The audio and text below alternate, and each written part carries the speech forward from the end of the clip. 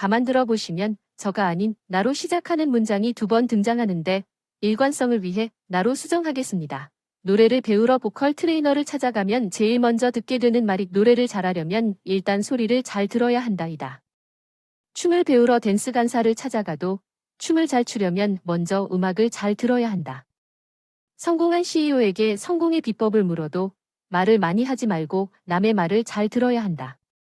전문가들의 말에 따르면 뭐든지 잘 듣는 게 중요하다. 사실 말을 잘하는 사람과 함께 있으면 재미있지만 우리가 힘들 때 찾게 되는 것은 내 이야기를 잘 들어주는 사람 아닐까? 나는 여러분과 항상 함께하고 싶은 톡톡 쏘는 1위입니다. 음악 안녕하세요. 저는 바닷가에 위치한 지방 소도시에 살고 있는 50대 후반 여성입니다. 요즘같이 더운 날이면 예전에 있었던 일이 생각나 생각에 잠기곤 해요. 힘들게 살았던 제게 1년 전 특별한 기적이 찾아왔거든요.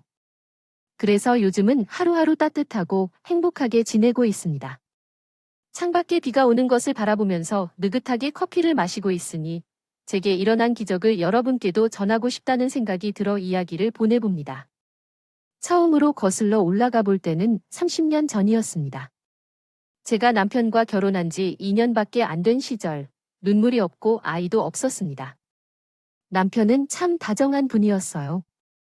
남편은 부모님이 일찍 돌아가셔서 저에게는 시댁이라고 할 곳도 없었습니다. 그 전에 남편 하나만 보고 결혼 생활을 시작했어요.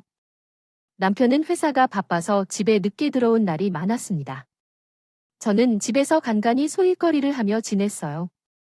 혼자도 매일 집에 혼자 있으니 쓸쓸하더라고요. 그래도 남편이 늦은 시간에도 퇴근하면서 제가 좋아하는 간식거리를 사다 줄 때에는 작은 기쁨으로 기분이 풀리기도 했습니다. 남편은 누구에게나 친절한 사람이었어요. 같이 길을 걸을 때에도 동네 할머니 할아버지에게 예의 바르게 인사를 하고 지나가는 꼬마 아이에게도 웃음을 주곤 했답니다. 사탕을 건네주는 그런 사람이었죠. 그러나 그런 남편이 저에게 그런 짓을 할 줄은 정말 몰랐습니다. 눈이 많이 오는 어느 추운 겨울 날이었어요. 유난히 퇴근이 늦은 남편이 걱정되어 현관만 바라보고 있습니다. 밤 12시가 넘도록 남편이 오지 않자 혹시나 눈길을 사고라도 난 건 아닐까 걱정하며 발만 동동 구르고 있었습니다. 손톱을 잘근잘근 깎으며 거실을 불안하게 왔다 갔다 하다가 혹시 오고 있는 게 보이진 않고 싶어서 커튼을 열고 창밖을 내다봤습니다. 그런데 집 앞에 남편의 뒷모습이 서성이고 있는 것이 보였어요. 담배도 피우지 않는 남편인데 눈이 이렇게나 많이 오는데도 집으로 안 들어오고 밖에서 무엇을 하는지 이상해요. 창문을 열고 남편을 불렀을 때 그는 놀라서 화들짝 놀랐습니다. 그리고 그제서야 남편이 집에 들어왔습니다. 현관문을 열고 얼굴만 내밀어 눈치를 살피던 남편은 조심스럽게 집 안으로 들어왔습니다. 그런데 남편의 정장에 살짝 열린 지퍼 사이로 무언가가 보였습니다. 남편이 지퍼를 닫자 그 품 안에 새근새근 자고 있는 강아지가 있었습니다. 남편과 함께 밖에서 떨어진 결과 그 강아지의 볼이 뽀얗게 빨개져 홍조가 돋고 있었습니다. 난내가 무엇인지 궁금해서 남편에게 물어보았습니다. 도대체 이 강아지가 누구냐고요? 남편과 아기가 없는 채로 무릎을 꿇고 눈물을 흘리며 말했습니다. 여보, 미안해. 내가 정말 안 될 짓을 했어?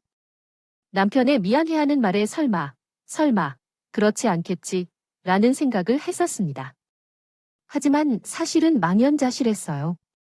곧 남편의 아이가 될 거라곤 전혀 상상하지 못했습니다. 저에게 한없이 잘해주던 남편이 바람을 피울 것이라고 상상도 한 적이 없었죠. 제가 믿을 수 없어 몇 번이고 물었습니다. 정말로 당신 나이가 맞나요? 맞다고 가더라고요. 한순간의 실수였다고 하더군요. 이런 일이 일어나면서 세상이 무너지는 기분을 경험했습니다. 남편을 주먹으로 때릴 것 같은 충동까지 생겼어요. 저는 화가 나서 남편을 때리다 멈췄습니다. 그러나 생각해보니 남편은 방어도 하지 않고 그대로 내맞기만 했어요. 내가 화를 풀기 위해 몸에 부딪혔을 때까지 때려야만 했어요. 그렇게 짐승처럼 소리를 지르며 때렸거든요. 때리고 때리더니 화가 풀리지 않고 오히려 머리에 열기 번졌을 뿐이었어요. 그런데 때리다가 갑자기 하는 소리가 들려왔어요. 큰 소리에 남편 품에 있던 아기가 깨어 울기 시작하더군요. 나는 당황해서 때리는 것을 멈추었습니다. 아기를 처음 바라보았습니다. 어린 갓난아기였는데 이렇게 작은 아이를 처음 봐서 사람 아이가 맞는지 생각할 정도로 작았습니다. 순간 남편과 닮은 눈매가 보이는 작고 오밀조밀한 얼굴에 화가 느껴졌습니다. 모르게도 남편과의 아기를 안았고 품 안에 간직했습니다. 그 순간 마치 심장까지 전해지는 따뜻함을 느꼈습니다. 부드러운 손길로 아기의 얼굴을 만져보니 삶에서 느껴본 어떤 것보다도 부드러웠습니다. 추운 곳에 있었던 아기라 그런지 작은 콧망울에 이슬 한 방울이 맺혀 있었습니다.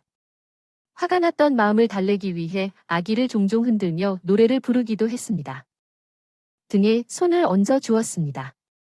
음아가 한참을 어루만져주며 달래던 끝에 아이가 다시 새근새근 잠이 들었을 때 나의 마음에도 고요가 찾아왔습니다. 음아가 저는 차분해진 기분으로 남편과 다시 이야기를 나누었어요. 남편은 상대 여자가 누구인지 결코 말해주지 않았다고 해요. 술 취하면서 한 번 털 수 있지만 상대 여자가 임신 사실을 숨기다가 아이를 낳고 나서 남편에게 건네주고 사라졌다고 합니다. 남편은 그 여자 집에도 찾아봤고 연락도 시도했지만 이미 자취를 감춘 뒤라고 합니다. 그래서 이 추운 날 아이를 맡길 곳이 도저히 없어서 명치를 거슬러서 집에 데려왔다고 하네요. 그래서 나는 어떻게 해야 하는지 작정이 났을 때 남편에게 물었어요. 그러자 남편은 내게 이렇게 말했습니다. 이 아이는 그냥 당신대로 하면 돼. 당신이 고아원에 갖다 주려고 해도 그렇게 할 거야? 나는 당신한테 배신을 한 것도 미안해서 죽을 만큼 마음이 아프지만 이 아이까지 당신에게 키워달라고 항상 원해도 말하지 못하겠어. 그러자 나는 매서운 말로 말했어요. 내 아이도 아직 낳지 않았는데 남의 아이를 키울 순 없으니까요. 그리고 밖에서 생긴 일을 용서할 수 없는 남편도 있었죠. 그리하여 남편과 아우가 알아볼 동안 어쩔 수 없이 나는 이 아이를 키울 수밖에 없었습니다. 어차피 떠날 아이를 위해 이름도 짓지 않았습니다. 그는 아가야라고 불렀어요. 저는 급하게 11분 통분유를 사다가 먹였고 아이5도 주변에서 구해다가 되는 대로 사용했습니다. 제품에 들어있는 분유를 먹는 아이의 얼굴을 바라볼 때마다 이 아이의 어딘가에는 그 여사를 닮았겠다고 생각하니 얼굴을 모르는 그 여사가 또 떠올라 화가 치밀기도 했습니다. 하지만 조그만 입으로움으로 젖병을 빨아먹는 아이를 보면 금방 마음이 가라앉았죠. 남편은 그날 이후 루저에게 설설기고 제 심기를 건드리지 않으려고 노력했어요. 그리고 한 달 뒤 남편의 고아읍 몇이었습니다. 군대 라라를 본 후 제일 괜찮은 곳으로 아이를 보내기로 한 날이었습니다. 저는 남편과 함께 짐을 싸고 밖으로 나갔어요. 그런데 제 품에 안겨있던 아이가 그날따라 유독 심하게 칭얼거리더라고요. 문 밖에 나서자 자기가 벌어진다는 것을 알기라도 하는 듯 자지러지게 울었어요. 아이를 달래기 위해 남편이 아이를 안으려 하자 아이가 갑자기 경기를 일으키며 그의 고사리 같은 손으로 제 가슴팍에 옷을 꽉 붙잡고 놓지 않는 거 아니겠어요? 평소에는 남편한테도 잘 안기던 아이였는데 말이에요. 저는 제품에서 절대 떨어지지 않으려고 하는 아이의 모습을 보자 굵게 먹었던 마음이 와르르 무너져 내렸습니다. 그래도 한 달 동안 키웠던 걸 무시할 수 없는 게 사실 가슴 한켠에 서는 게 보내기 싫었거든요. 하지만 남편의 혼외자라는 사실 때문에 마음이 독하게 먹고 나왔었어요.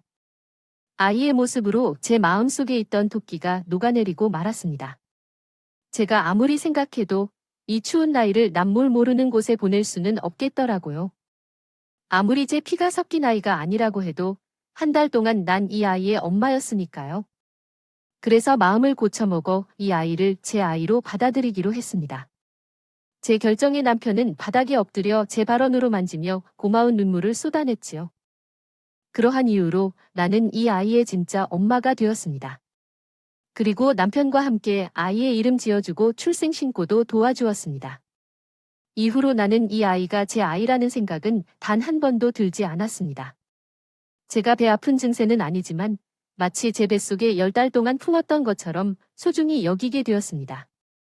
아이를 받아들인 후 남편과 사이도 다시 좋아졌고 아이와 함께 행복한 가정을 이루며 살았습니다.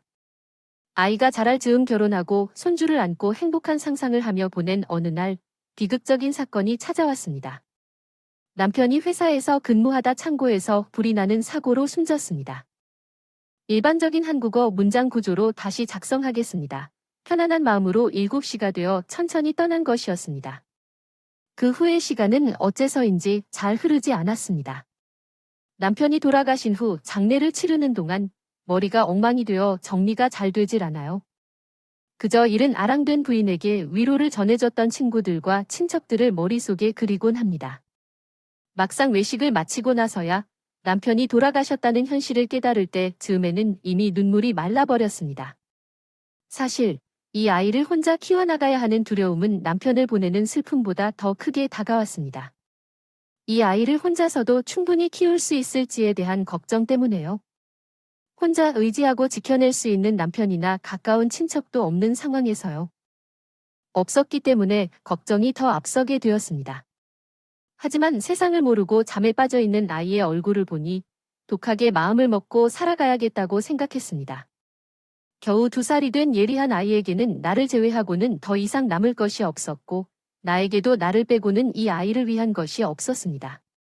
앞으로 어떤 힘든 일이 닥쳐오더라도 이 아이와 함께 헤쳐나가야겠다고 혼자 다짐했습니다. 그렇게 나는 홀로 아이를 키우기 시작했습니다.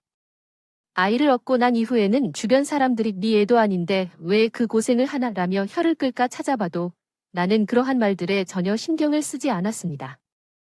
너무 힘들어서 그만 포기할까 고민하는 순간도 여러 번 있었지만 제게 미소 짓는 아이를 보면 그러한 생각을 했던 제 자신이 부끄러웠습니다.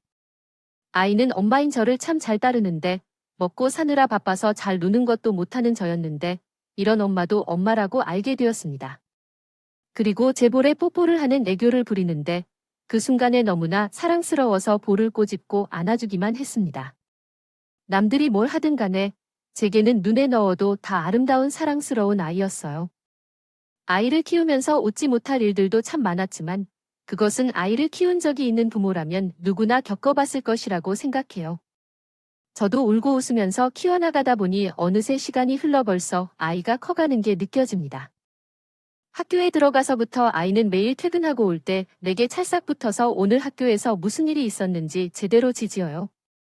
하루의 피로를 아이와의 수다로 날려버리고 싶었지만 중학생으로 성장한 아이 때문에 지옥 같은 일이 시작되었습니다. 어느 날 아이가 동네 요새에서 친엄마가 아닌 다른 엄마라는 사실을 알게 되었습니다. 정작 크면 이야기할 생각이었지만 이렇게 알게 될 줄은 몰랐습니다. 아이는 충격을 받아 비틀어지기 시작했고 이후로 방 안을 나가지 않기 시작했습니다. 아이에게 매일 방문 앞에서 요원했습니다. 민철이야, 이 문 좀 열어봐, 했습니다. 제발 엄마랑 얘기 좀 하자. 민철이야, 제가 발을 동동 굴러가며 밥도 먹지 않고 방 안에만 갇혀있는 아이에게. 아무리 사정을 해봐도 아이는 꼼짝도 하지 않았습니다. 민철아, 엄마가 미안해. 엄마가 그 총도 일찍 얘기해야 했는데 그래도 엄마가 민철이를 많이 사랑하는 걸 알잖아. 민철아, 방문 열고 엄마랑 얘기 좀 하면 안 될까? 그러자 갑자기 아이가 소리를 질렀습니다. 쓰지 마세요. 엄마, 소리를 하지 마세요. 제 엄마가 아니라고요. 하지만 엄마도 사실 신경 쓰지 말라는 뜻입니다. 저는 소리를 질러대는 아이의 모습에 가슴이 아파졌어요. 그 아이를 한 번도 친자식으로 생각해 본 적이 없는데 역시 그게 아닐까요? 아이가 받은 충격 때문에 마음이 너무 아팠고 저는 아이를 이해해주지 않는 제 나이 때문에도 마음이 아팠어요. 그날 이후 아이는 방에서 나왔지만 거의 모르는 사람으로 취급하고 있어요. 아이의 마음을 달래기 위해 매일 좋아하는 음식을 주거나 말을 걸어보려고 했지만 그렇게 쉽지 않았어요. 어느 날은 아이가 가장 좋아하는 제육볶음을 만들어 식탁에 차리고 아이를 부르렀습니다. 역시나 아이는 대꾸를 하지 않은 나이였지만 오늘은 꼭 먹여야겠다는 생각으로 아이의 팔을 잡고 식탁에 앉히고습니다. 아이는 무표정한 얼굴로 가만히 음침한 표정으로 바라봤습니다. 저는 제육볶음을 젓가락으로 집어서 아이에게 내밀고 말했습니다. 민철아, 너 제육볶음 좋아하잖아. 엄마가 맛있게 만들었는데 한 입만 먹어봐. 그러자 갑자기 아이가 젓가락을 들고 있던 제 뱃속을 탁 치며 일어섰습니다. 그리고 제육볶음이 담긴 접시를 싱크대로 가져가서 버렸을 겁니다. 그리고 낮은 목소리로 한마디 해주셨으면서 방문을 쾅 닫고 들어가 버렸습니다. 있던 것 필요 없는 말은 걸지 마세요. 라고 했어요. 싱크대에 버려진 제육볶음을 바라보며 한참을 멍하니 서 있었습니다. 나도 모르게 눈물이 차고 흘러넘쳐 찔레에 닦을 생각조차 못했습니다. 그저 허망한 마음만 남았어요. 내 성급한 마음으로 아이와 한 발자국 더 멀어졌습니다. 그리고 아이는 집에서뿐만 아니라 학교에서도 엄마 따라가기 시작했어요. 항상 예의 바르고 착한 아이였지만 어느 순간부터 불량한 아이들과 어울리는 것 같았습니다. 어느 날 아이의 담임 선생님께서 전화해서 학교에 방문하셨습니다. 선생님께서 이렇게 말씀하셨어요. 어머니, 민철이가 요새 아이들 눈을 빼는 소문이 있네요. 장류까지는 얌전하고 공부만 하던 아이였는데 어젯밤에는 학교 뒤에서 담배를 피다가 걸려서 부모님을 모시고라고 했더니 자기는 부모님 없다고 했어요. 어머니, 혹시 집에서 무슨 일이 있었나요? 선생님의 말씀에 저는 고개를 끄덕이며 대답했습니다. 떨리는 마음을 겨우 진정시킨 후에 선생님께 자초지종을 말씀드리고 만약 민철이가 학교에서 문제를 일으키면 꼭 알려주세요라고 부탁했습니다. 그리고 그 후에도 민철이는 계속 엉망가기만 했습니다. 교복을 입고 대놓고 담배를 피우는 것이 기본이었고 PC방을 간다고 학교를 빠지기도 일쑤였습니다. 그리고 툭하면 가지 어울리는 친구들을 집에 잔뜩 데려와 시끄럽게 술판을 벌이기도 했죠. 저는 민철을 달래본 적도 있었지만 들은 척도 하지 않았습니다. 고등학교에 들어가도 바뀌는 게 없었으며 오히려 비슷한 친구들과 많이 어울리면서 더 심해지기만 했죠.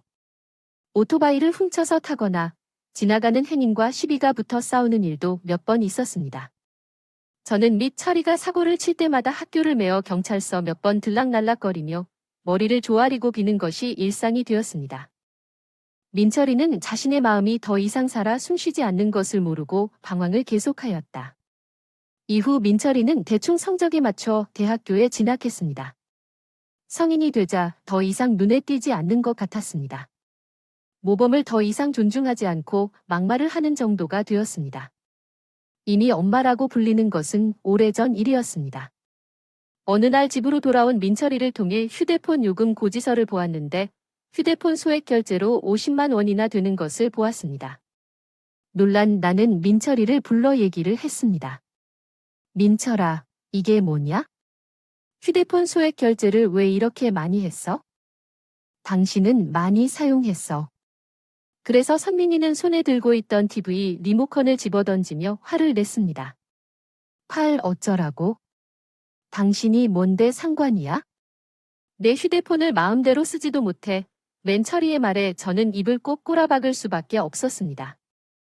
아무래도 남자아이라서 이미 제 키가 선진화되어 너무 크고 덩치가 큰 아이가 위협적으로 행동하니까 제 아들이 어떻게 해도 무서운 것은 어쩔 수 없었어요. 민철이는 축하면 저한테 돈을 내놓으라는 둥 뭘 사달라는 돈 요구가 많았습니다. 저는 힘들게 벌어들인 돈으로 민철이가 요구하는 최신 휴대폰, 노트북, 카메라 등 수많은 물건을 바쳐주었어요. 이렇게라도 하면 언젠가는 제 마음을 이해하고 민철의 마음도 다시 돌아올지도 모르겠다는 희망을 품고 있습니다. 민철의 요구사항이 점점 더 많아지자 어느 날 저는 충격적인 장면을 목격하게 되었습니다. 그는 방에서 제가 사준 멀쩡한 카메라를 발로 밟아 부숴버리고 있는 모습이었어요. 방문 틈으로 그 장면을 목격하고도 입을 틀어막아 찜했다가 못 본 척을 하였습니다. 그 후 다음 날 맨철이는 카메라가 망가졌다며 더 좋은 모델을 살 것을 요구하였습니다. 그때 확신되는 것은 맨철이가 제게 괴롭히려 한다는 것이었습니다. 일부러 그러는 게 아니라는 것을 알 것입니다. 제가 괴롭힘이고 힘들어하는 모습을 보일수록 민철의 행동은 더 심해지고 있습니다. 민철은 대학을 졸업한 뒤에도 취업을 생각하지 않았어요. 그저 저에게 수용만 받으면서 매일 친구들과 술을 마시고 여자를 만나러 다니곤 했어요. 술 취해서 누군지도 모르는 여사를 집에 데려온 적도 한두 번이 아닙니다. 이 친구네 누굴까? 라고 제가 묻기라도 하면 제 어깨를 밀며 욕설을 내뱉었습니다. 저는 매일 민철에게 무시당하면서 살았습니다. 아이를 사랑으로 키운 것 이외에는 없는데 내가 왜 이렇게 잘못된 일을 겪어야만 했는지를 생각해 봤습니다. 그렇다고 해서 내 유일한 아이를 매질하다니 그런 일은 없습니다. 단지 아이가 성장이 늦다고 생각해서 참고 기다려야겠다고 자신을 다독이는 것뿐이었죠. 민철의 쓸데없는 속일 일을 처리하기 위해 휴일이나 휴식일에도 일해야 했습니다. 밤늦게까지 일을 마치고 집에 돌아오면 집안이 난장판이 되어 있고 돈을 요구하며 위협하는 민철 덕분에 쉴 틈이 없었습니다. 과도한 스트레스로 건강을 해치고 스트레스성 탈모로 머리가 조금만 긁어져도 머리칼이 쓰러지고 한쪽으로 벌어져 내려가게 되었습니다. 그런데 민철은 과도한 제 노력을 모르고 머리카락이 바닥에 떨어져 있다고 지적하며 늘 불평을 했습니다. 그리고 민철의 폭력성은 점점 심해지고 있었습니다. 심해서 그랬습니다. 예식 중반이 되면서부터 낸저를 때리기까지 하더라고요. 처음에는 술 취했을 때 만들었지만 나중에는 정신이 멀쩡한 상태에서도 쟤를 개패듯이 패고 냈습니다. 쟤를 때리는 이유도 가지각색이었어요. 밥을 먹을 때 제가 쳐다봐서 기분이 나쁘다는 이유, 빨래를 하다 섬유유연제 냄새가 많이 나서 머리가 아프다는 이유 등이 있었습니다. 별일도 아닌 것으로 화가 나서 혼자 주먹으로 쟤를 때렸더니 롯데리아로 보냈었죠. 덕행이는 제가 퇴근하고 집에 돌아왔을 때 그냥 제 모습을 보기 싫다며 때린 적도 있었어요. 저는 매일 아들에게 맞고 창피해서 어디에 말하지도 못했습니다. 그러던 중에 어느 날 일을 하다가 허리가 삐끗하는 일이 있었죠. 회사에 연차를 내고 집에서 쉬고 있었던 날이었습니다. 밥을 먹어야 하는데 일어나기가 힘들어서 어쩔 수 없이 집에서 컴퓨터 게임을 하고 있던 민철에게 부탁했어요. 민철아, 정말 미안한데 냉장고에 있는 죽이 좀 되어서 가져다 줄 수 있을까? 민철은 제 말을 듣고도 도와주지 않더라고요. 그래서 한 번 더 부탁해 보았습니다. 민철야, 한 번만 부탁할게. 엄마가 허리가 너무 아플 것 같아서 그래. 그러자 민철은 게임을 하던 키보드를 주먹으로 콱 내리치며 이대호를 지목하고 축구를 꺼내와서 제게 친 듯했어요. 그 결과 차가운 죽이 얼굴에 쏟아지고 말았습니다. 죽을 듯하게 담긴 플라스틱 용기는 바닥에 낮게 위치했습니다. 민철이는 나를 죽일 것 같은 기세로 크게 외쳤습니다. 작자 캐러, 내가 날한테 해준 게 뭐, 거의 쓰레기 같은 것밖에 없어. 아프면 너한테 큰 소리 치지 말고 병원으로 가거나 그냥 종료되어. 어딘 가서 죽어버려. 나에게 욕을 퍼붓던 민철이는 화를 참지 못하고 컴퓨터를 발로 차서 부서졌습니다. 나는 크게 충격을 받아 얼굴을 닦을 생각도 못하고 그대로 누워서 절규하며 울었습니다. 그동안 민철의 마음을 바꾸려고 노력했지만 결국에는 이렇게 비참한 모습만 남게 되었습니다. 나 자신이 너무 불쌍하고 처참하게 느껴졌습니다. 견딜 수 없었다. 조용한 곳에서 죽기로 마음먹었다. 민철이의 마지막 말은 나에게 날카로운 비수가 되어 나를 찌르고는 말았다. 이런 삶이라면 차라리 죽는 게 좋겠다고 생각했다. 이제까지 아들만을 위해 사는데 아들한테 매맞고 산다면 더 이상 살 가치가 없다. 나는 두 눈을 감고 허리를 곧게 펴고 이렇게 했다. 이상하게도 죽을 결심을 하자 허리의 아픔은 느껴지지 않았다. 나는 차를 타고 바로 근처의 바다로 향했다. 바다에 가서 한참 동안 바위 위에 앉아서 멍하니 있었다. 결혼부터 남편과의 인연, 혼외자인 아들을 키우게 된 나의 삶을 천천히 되새겨 보았다. 차라리 그때 고아원에 맡기서 크게 하는 게 나을까 생각했습니다.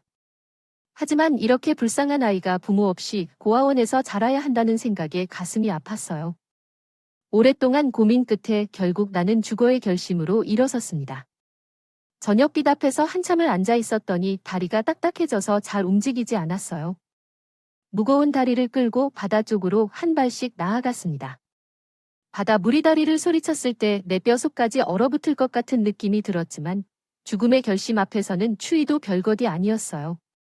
한 발씩 걸어가면서 곧바다 물이 가슴까지 차올라올 때 이제 조금만 더 가면 끝이다라는 생각이 들었습니다. 속도를 높였습니다.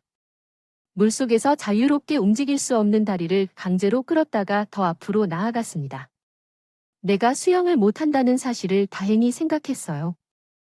혹시 무의식 중에 살고 싶은 마음이 들더라도 물에 빠진다면 살아 돌아오기 어려울 거라는 거거든요. 바닷물이 목까지 차오르자 중심을 잃어 물속으로 빠지고 말았습니다. 몇 번 허우적거리며 물속에 들어가 나오는지 모르겠습니다. 새까운 물속에서 짜릿한 찬물이 코를 타고 입속으로 들어올 때 민철이의 얼굴이 떠올랐어요. 그 순간 나는 세상과 작별을 준비하려고 했습니다. 순간이었습니다. 그런데 그때 갑자기 소란스러운 소리가 들리는 것 같더니 목재 칸파리가 저를 낚아채서 얼굴을 물 위로 끌어올렸어요. 괴한은 제 목을 감고 어딘가로 끌고 갔습니다. 저는 숨도 제대로 쉬지 못하고 바닷물을 토하며 끌려갔어요. 그리고는 그대로 정신을 잃었습니다. 새까만 바닷물 속으로 끝없이 가라앉는 꿈을 꾸던 저는 정신이 들고 보니 낯선 천장 아래 있었어요. 주위를 둘러보니 깨끗한 앱이 우리를 감싸고 있었고 발에는 링거가 꽂혀 있었더군요. 저는 어느새 병원에 도착해 있던 거예요. 도착했을 때 어리둥절해하고 있던 그때 어떤 젊은 아가씨가 내게 말을 걸었어요. 어머, 아주머니, 괜찮으세요? TV에서 볼 법한 외모의 아름다운 아가씨였어요. 아가씨는 부드러운 손으로 내 손을 꼭 잡아주었어요. 아주머니, 보호자분께서 세심하지 않으셔도 돼요.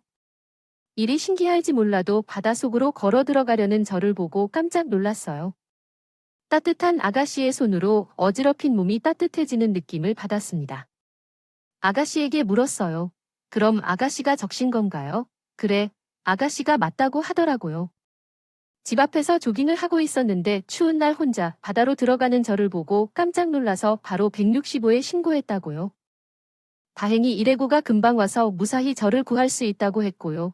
얼굴도 모르는 나를 구해준 고마움과 죽음마저 실패했다는 자책감에 소리내어 울었습니다. 그리고 아가씨는 말없이 철저했어요. 한참을 울고 나니 아가씨가 어디에 살고 있는지 물었습니다. 혹시 돌아갈 곳이 없다면 당분간 자기네 집에서 머물러도 좋다고 했어요. 어차피 혼자 살면서 심심한 것 같았다고요. 딸이라고 생각하고 편하게 대해 달라고 했어요. 아가씨의 말에 잠시 망설이다가 집에 돌아가면 무섭고 욕하는 아들을 생각하니 마음을 진정시키겠다며 아가씨 집에서 며칠을 지내야 할 것 같다고 생각했습니다. 그리고 저는 몇 년 만에 처음으로 그 아가씨의 집에서 평온한 일상을 보냈어요. 저에게 폭언을 하는 사람도 폭행을 하는 사람도 없는 그 곳에서예요. 그 아가씨의 이름은 미연이에요. 우리 아들보다 2살 많았는데 부모님은 다른 지역에 계시고 혼자 여기서 일을 다니신다고 하더라고요. 미연이는 저를 이모처럼 엄마처럼 대해주었어요. 저는 며칠 지나지 않아 미연이와 금방 친해져서 동네 사람들이 엄마와 딸인 줄 알 정도였어요. 미연이는 저를 편하게 이모라고 불렀습니다. 그런데 미연이와 지내다 보니 계속 같이 지내고 싶은 욕심이 생겼어요. 다행히 미연이도 저와 같이 있는 게 더 편하다 해서 당분간은 계속 여기에 머물렀습니다. 이 집에서 거의 한 달 동안을 보내오고 있습니다. 그런데 아들이 전혀 연락이 없어요. 처음에 제가 1일에 이 집에 왔을 때는 분명히 아들에게 연락을 했을 텐데 아들이 전혀 신경을 쓰지 않는 것 같았어요. 제가 서서히 더 쾌적함으로 느끼는데 아들은 어떻게 생각하고 있을지 모르겠다는 생각이 들었습니다. 그리고 어느 날 저녁거리를 사러 나가는 길에 미연이 일하는 카페에 들러봤는데 어떤 남자 손님이 미연이에게 끈질기게 전화번호를 물어보고 있었어요. 가까이 가서 보니 글쎄 제 아들 민철이었습니다. 당황하여 손에 들고 있던 장바구니도 떨어뜨렸어요. 아들이 나를 보자마자 아빠, 안녕하세요 라고 말하며 인사를 하고 빠르게 나가 버렸습니다. 한 달 만에 아들을 다시 만나니 심장이 뛰는 것을 느꼈습니다. 나중에 미연이에게 물었더니 최근에 자주 카페에 오는 손님이 자신에게 관심을 가지고 있다고 했더라고요. 나는 그 남자가 아들일 거라고 말했습니다. 미연이는 제 이야기를 듣자마자 묵묵히 고개를 끄덕였습니다. 며칠 후 미연이가 부르면서 앉히고 말했습니다. 이모, 민철 씨를 다시 이모의 품으로 돌아갈 수 있게 해드릴게요. 제 말을 믿어주십시오. 미연이가 무슨 말을 하는지 알 수 없었고 미연이는 민철이를 만나러 가는 것을 알게 되었을 때 늦게 들어오고 소란을 일으켰습니다. 나중에 알게 되었지만 나의 아들이 얼마나 폭력적인지 그녀는 알고 있었습니다. 그러나 미연이가 집에 항상 밝은 표정으로 들어오는 것으로 보아 민철이와의 문제에는 손대지 않을 것 같았습니다.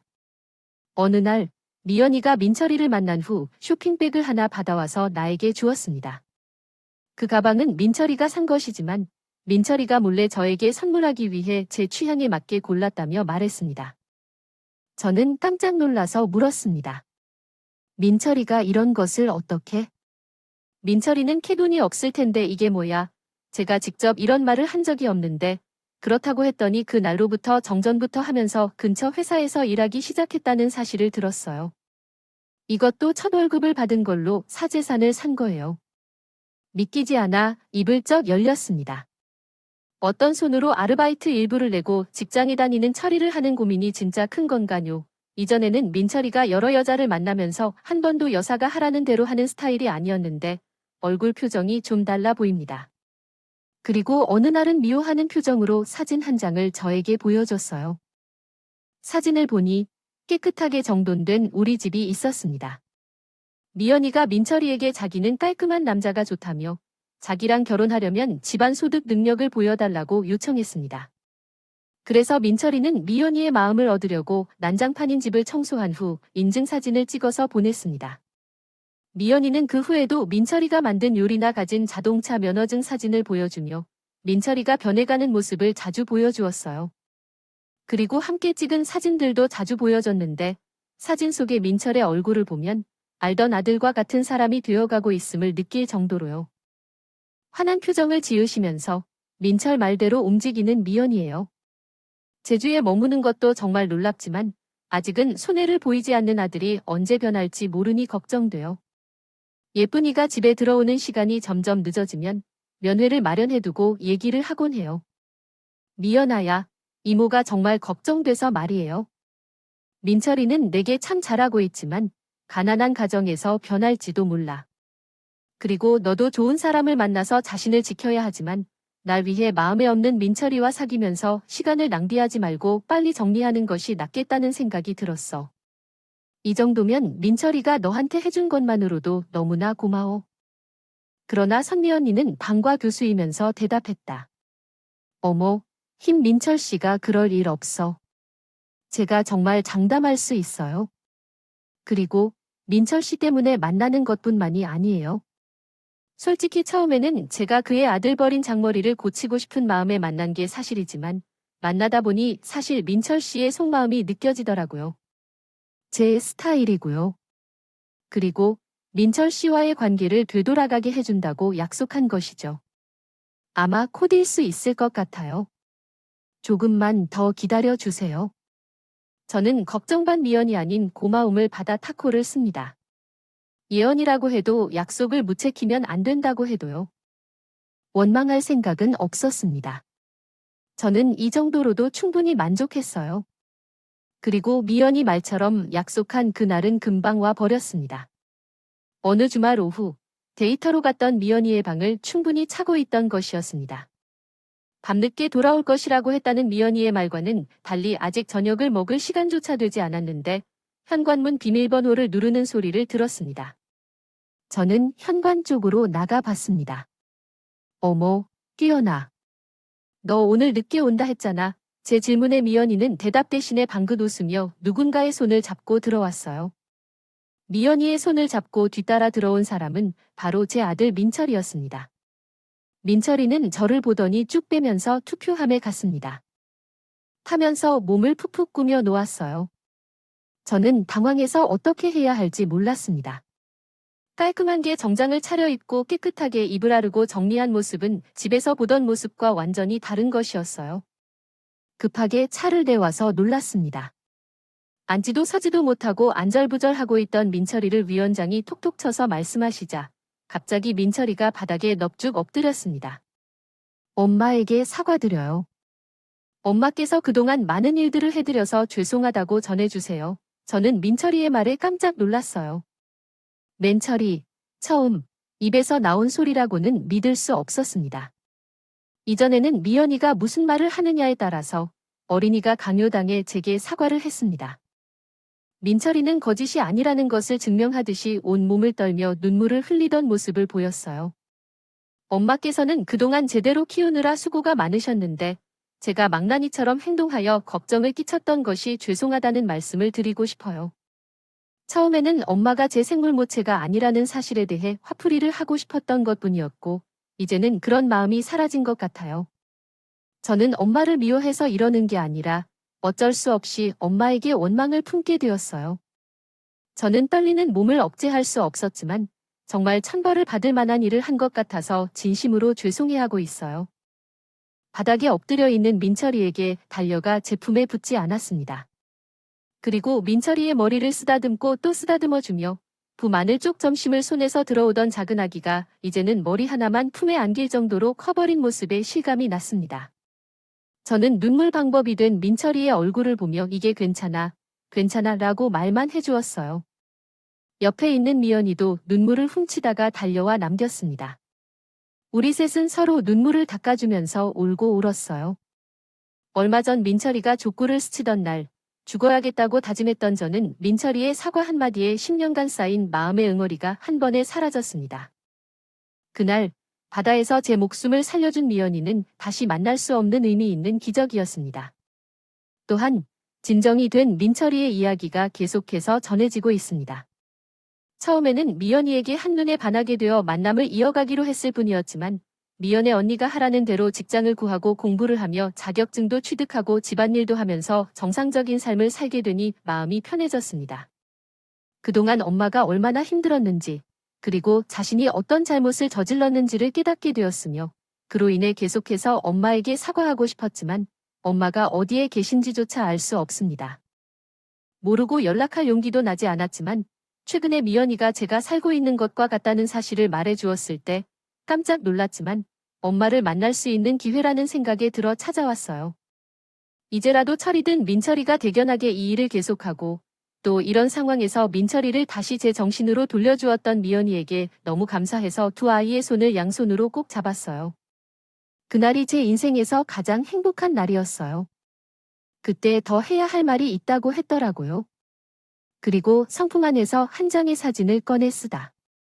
미연이가 전해준 사진을 보고 나는 가슴이 뭉클해져 눈물이 다시 흘렀어요. 사진은 태아를 안고 있는 모습이었습니다. 미안합니다. 그것은 해석이 필요한 내용입니다. 부탁드리면 문장을 번역해 드리겠습니다. 차도 마시고 맛있는 것도 먹으며 서로 이야기하며 못했던 이야기도 나누면서 맨 처음부터 이렇게 마주 앉아 대화하는 것이 도대체 몇 년 만인지를 상상할 수가 있죠.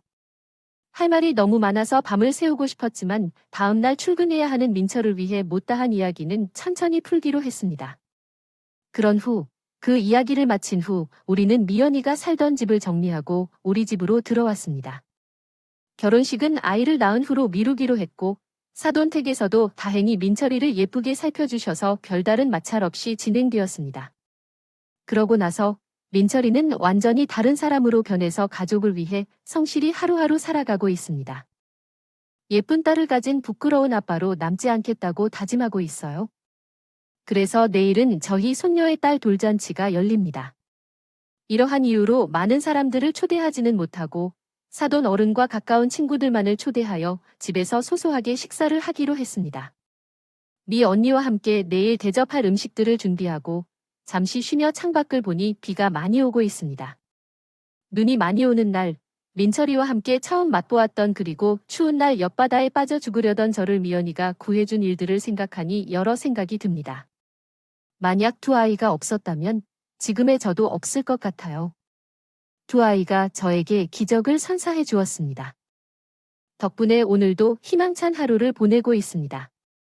더 힘든 일을 겪고 계신 분들에게 언젠가는 저처럼 밝은 날이 올 거라고 말씀드리고 싶어요. 그럼 여러분의 일상이 항상 희망으로 가득하도록 기원하며 이 글을 마치겠습니다. 감사합니다.